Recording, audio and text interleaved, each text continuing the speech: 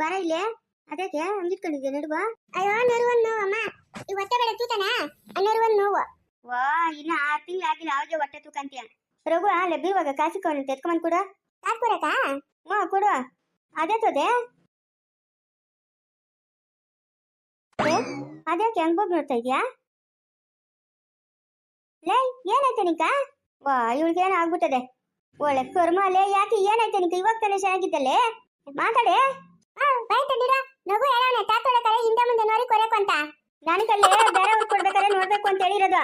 ನಿನ್ ಕನ ಕೊರ್ರಿ ಬೇರೆಯವ್ರ ಕನ ಕೊರ್ರಿ ಹಿಂದೆ ಮುಂದೆ ನೋಡಕು ಅಂತ ಹೇಳಿರೋದು ನಗು. ನಾನ್ ಕಾತ್ ಕೊರಲ್ಲಮ್ಮ, ಬೇಕಾದ್ರೆ ಮಗನ ಹತ್ರ ಇತ್ತು, ಇಲ್ಲಾಂದ್ರೆ ನಾನ್ ಕೊರಲ್ಲ ಅತ್ತೆ.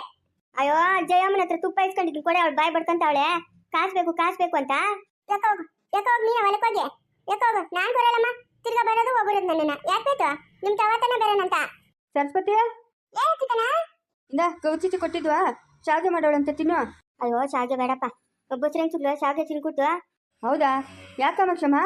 ಏನೋ ಶಾವಿಗೆ ತಿಂದ್ರೆ ಶಾವಿಗೆ ಹಂಗೆ ಮಕ್ಕಳು ಸಣ್ಣಗ ಹುಡ್ತಾರೆ ಅಂತಾರೆ. ವಾ ಹೌದೇನೋ? ಹಂಗಾದ್ರೆ ಬೇಡ ಬಿಡು, ವಾಪಸ್ ಎತ್ಕೊಂಡು ಹೋಗ್ತೀನಿ.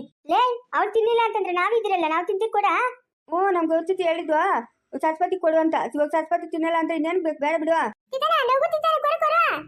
ಹ್ಞೂ ನಾ ಕೊಡಲ್ಲ, ನಾನು ಎತ್ಕೊಂಡು ಹೋಗ್ತೀನಿ. ಯಾಕೆ ಯಾಕೆ ಕೊಡು?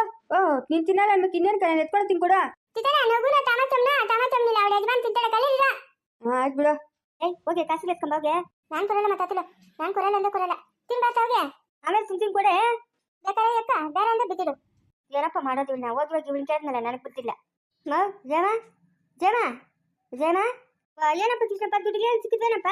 ಅಯ್ಯ ದುಡ್ಡಿಗೆ ಸಿಕ್ತಾವೇನೆ. ಇಂದ ನಮ್ಮ ಮನೆಗ ಶಾವಿಗೆ ಮಾಡಿದ್ರ ಕೇಳಿ ಇಸ್ಕೊಂಬಂದಿ. ಇಂದ ತಿನ್ನು, ನೀನು ಮಗಳಿಬ್ರು ತಿನ್ರಿ. ವಾ ಏನಪ್ಪ ಶಾವಿಗೆ ಎತ್ಕೊಂಬಂದ್ಬಿಟ್ಟಿದ್ಯಾ? ತಿನ್ನಪ್ಪ ಹಂಚ್ಕೊಂಡು ತಿನ್ಬೇಕಮ್ಮ, ಹಂಚ್ಕೊಂಡು ತಿನ್ಬೇಕು. ತಿನ್ನು ರೊಕ್ಕ ಬಂದಿದ್ದೀನಿ, 3 ನಿನ್ನ ಮಗಳು ಕೊಡ, 3 ನೀನು ತಿನ್ನು. ಕೊಡಪ್ಪ ಕೊಡು. ನಮ್ಮಮ್ಮನ ಅಡುಗೆ ಮಾಡಿಟ್ಬಿಟ್ಟ ಬಾಕ್ಲ ಕುತ್ಕೊಂಡಿರೋಳು. ಯಾಕಮ್ಮ ಹಿಂಗೆ ಕೂತಿದ್ದೆ ಅಂದ್ರೆ ಅಡುಗೆ ಆಗದೆ, ಯಾರೋ ಬರ್ತಾರ ಊಟಕ್ಕೆ ಅವ್ರಿಗೆ ಇಟ್ಬಿಟ್ಟ ಆಮೇಲೆ ನಾನು ತಿನ್ನೋಣ ಅಂತ.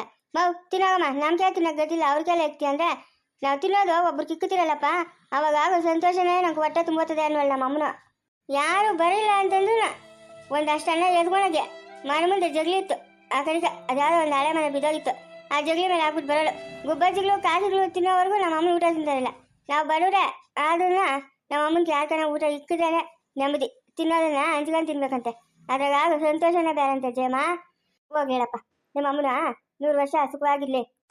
ಪಾಸ್ಗಳ ನಮ್ಮ ಅಮ್ಮನ ಸತ್ತ ಆಯ್ತು 30-40 ವರ್ಷ ಆಯ್ತು. ಎಂಪಿ ಬಿದ್ದೋಗವೆ, ಇನ್ನ 100 ವರ್ಷ ಇರ್ಬೇಕಂತೆ. ಹೋಗು ತಿನ್ನೋಗು ಊಟ.